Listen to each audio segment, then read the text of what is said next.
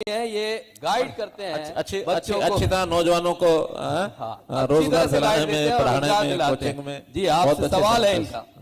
परिमल जी। Sir पहले तो बहुत बहुत धन्यवाद, आपने जो है विधानसभा में कानून पास किया कि नकल करने वाले और करवाने वाले लोगों की संपत्ति तक भी कुर्क की जाएगी। बहुत बहुत धन्यवाद सर। धन्यवाद। बहुत लंबे समय तक मांग थी सर हमारी, ये इस बात के ऊपर आपने जो है संज्ञान लिया। सर एक बात और आपने वायदा किया था सर करनाल पुलिस लाइन से कि जो है अब भर्तियां रेगुलर की जाएंगी, अब जो है रेगुलर भर्तियां होंगी। सर उस दिशा में एक आश्वासन मैं आपसे चाहता हूं।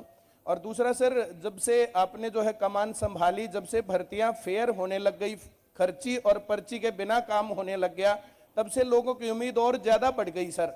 और अभी कुछ विषयों के ऊपर, जैसे अभी जो है हरियाणा पुलिस एसआई के मसले पर बहुत सारे बच्चों ने विवाद उठाया है, तो मैं आपके संज्ञान में थोड़ी सी बात लाना चाह रहा था सर।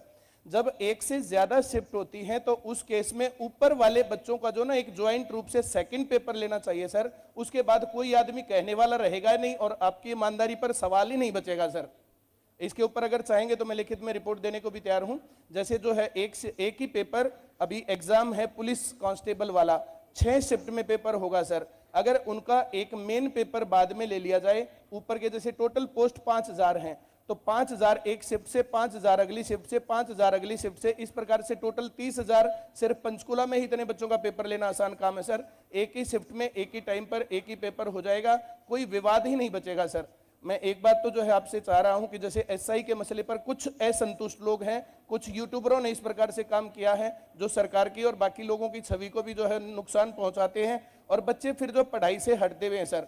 आपने बहुत अच्छा काम किया है भर्तियों के क्षेत्र में, पूरे देश में ये अनुकरण होना चाहिए। बहुत बहुत धन्यवाद सर। इस पर भी आप जो है आश्वासन देंगे तो बहुत अच्छा लगेगा सर सबको। Thank you. अच्छा सुझाव है प्रमल जी। आपने जो बताया है कि अलग अलग सेंटर्स के अलग अलग शिफ्टों के जो होंगे उनको एक उसको क्या बोलते हैं, न्यूट्रलाइजेशन, नॉर्मलाइजेशन। नॉर्मलाइजेशन का एक सिस्टम है, लेकिन ये नया जो तरीका आपने बताया, इस पर भी मैं डिपार्टमेंट को एक विषय बताऊंगा कि इस तरीके को अपनाने से शायद वो समस्या हल हो जाएगी। हमने अभी एक और किया है, one time registration group C और डी इनका करना शुरू कर दिया कि वन टाइम में एक बार रजिस्ट्रेशन करो, सब भर्तियों को इकट्ठा कॉमन कैडर बना करके एक साथ एग्जाम लेना। ग्रुप डी का तो एक ही एग्जाम होगा, उसी में जो मेरिट में होंगे जितनी जितनी नियुक्तियां हैं उनको उठा करके जो उनकी ऑप्शन के हिसाब से उनको दे देंगे। ग्रुप सी में जो उनकी एक एग्जाम के बाद जो उनका फील्ड होगा, उस फील्ड का सेकंड एग्जाम होगा, वो भी निश्चित नंबर में। मानो सीटें 100 तो 1000 जो ऊपर के लोग होंगे जिन्होंने ऑप्शन भरा होगा उनका टेस्ट ले लेंगे। जो आएंगे कोई इंटरव्यू नहीं होगा, न सी में न डी में, क्योंकि इंटरव्यू के कारण से ही लोग एक दूसरे से सांठ-गांठ करने लगते हैं। इंटरव्यू करवा दो, 2 नंबर बढ़ा दो, घटा दो, कोई इंटरव्यू नहीं होगा। 2 एग्जाम ग्रुप सी में, 1 एग्जाम ग्रुप डी में, सीनियोरिटी के हिसाब से उनको ले लेंगे। जो बाकी रहेंगे 3 साल तक उनकी सीनियोरिटी वो कायम रहेगी। 3 साल तक वो आ गए, ठीक है। इस बीच में अगर कोई इंप्रूव करना चाहता तो दोबारा एग्जाम दे करके वो इंप्रूव भी कर सकता है। तो जितने सरल सिस्टम से